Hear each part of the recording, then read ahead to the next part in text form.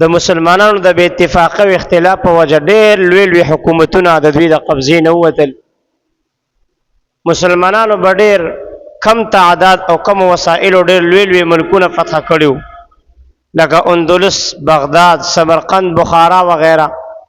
او په سوونو کلونو هغې باندې حکومت کړي. خو چې کله دوی په خپل منځ کې بې اتفاقه شو، خپل منځ اختلاف پکې را پیدا شو، په وړو وړو فروعي مسایلو یو بل باندې د کفر فتوی لګولې او د یو بل د ختمولو کوشش یې شروع کړو، نو د ډېرو تعدادو او ډېرو وسایلو باوجود بیا هم د حکومتونو دوی د قبضې نه ووتل او په لکونو مسلمانان پکې شهیدان شو. دا د کفارو یو چال دی عزتمندو. علماء یو واقعه را نقل کړې ده، یو مالدار عیسائی سردار د مسلمانانو د بې اتفاقۍ کولو دپاره دا طریقه اختیار کړه چې دا د مسلمانانو یو لوی عالم ته راغی، دته یې په هدیه کې ډېرې تحفې او اشرفې ورکړې او د دې عالم د علم یې ډېر صفت وکړ. بیا یې دې عالم ته وویلې چې جناب یو ډېره اهمه مسله ده چې تر اوسه پورې پې هېڅ یو عالم نه دی پېښ شوي، دغه مسله هېڅ یو عالم نه ده حل کړې، نو زما امید دی چې دا مسله به هم ته حل کړې. هغه مسله دا ده چې د اصحاب کهفو د سپي رنګ سینګ دا اگر چې بې فایدې تپوس دی، فضول تپوس څه فایده پکې نشته. په کتابونو کې د اصحاب کهفو د سپي د رنګ هېڅ ذکر نه دی شوی، خو چونکې دې عیسائی سردار د دې عالم ډېر صفت بیان کړی او ډېرې تحفې او اشرفې وله ورکړې وې، نو ځکه دې عالم چپ کېدل خوښ نه کړل او په اټکل یې ورته د ځان نه جواب ورکړ چې د اصحاب کهفو د سپي رنګ سپینو. عیسائی سردار د دې جواب په اورېدو ډېر خوشحاله شو. د دې عالم یې ډېر صفت وکړو چې تر اوسه دا مسله چا هم نه وه حل کړې، صرف تا حل کړه. بیا دې عالم ته وویلې مولانا صاحب ډېر مسلمانان د دې اهمې مسلې نه خبر نه دي، ګوره دې چال ته ګوره ښه، اوس د ده نور څه مقصد نه دی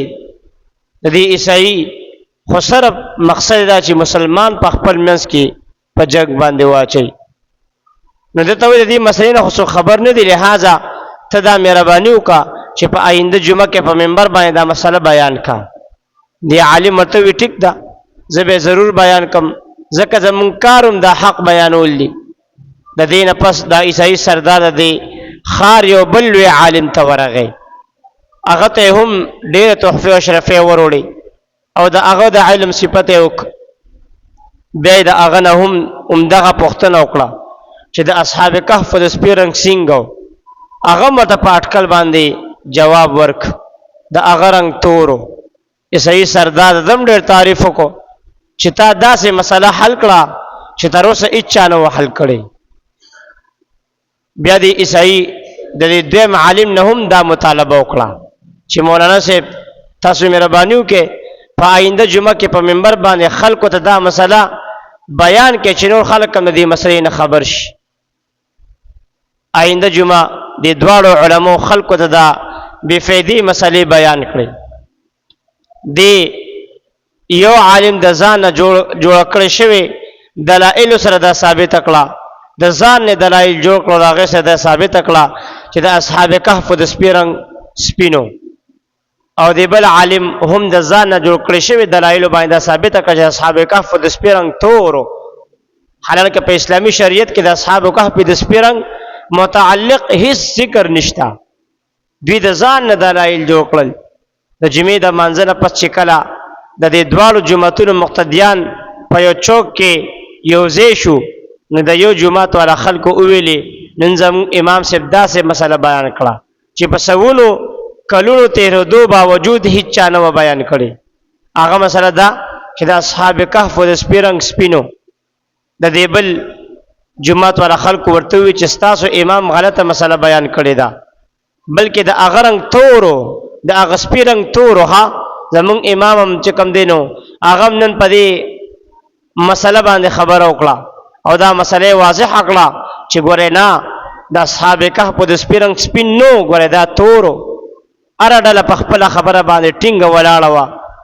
خبر همدا غټېدا تر دې چې یو بل ته سخت خبرې وکړې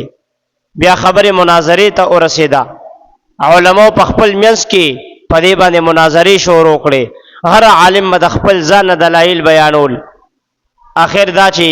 د دواړو ډلو په یو بل باندې د کفر فتوا لګولې یوې ډلې وویل څوک چې دا وایي چې د اصحاب کهف د سپي رنګ تورو د هغوی پسې مونځ نه کېږي بل طرف ته بلې ډلې وویلې څوک چې دا وایي چې د اصحاب کهف د سپي رنګ سپینو نو هغوی پسې مونځ نه کېږي مسلمانان یې په خپل منځ کې واچول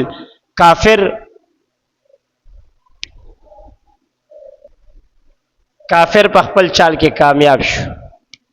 په خپل هغه چې کم مقصد او کم سازش و هغه کې کامیاب شو نو په دې وړه فضول خبره باندې د عیسایانو د سازش په وجه غټ اختلاف پیدا شو مسلمانان به اتفاق شو د دوی روب ختم شو کافرانو په اسانۍ سره د مسلمانانو په ملکونو باندې قبضه وکړه عزتمندو دا خو ته ما صرف یو نمونه پیش کړه همدغه شان نورې ډېرې بېشماره مسایل داسې وو چې د هغې په وجه مسلمانان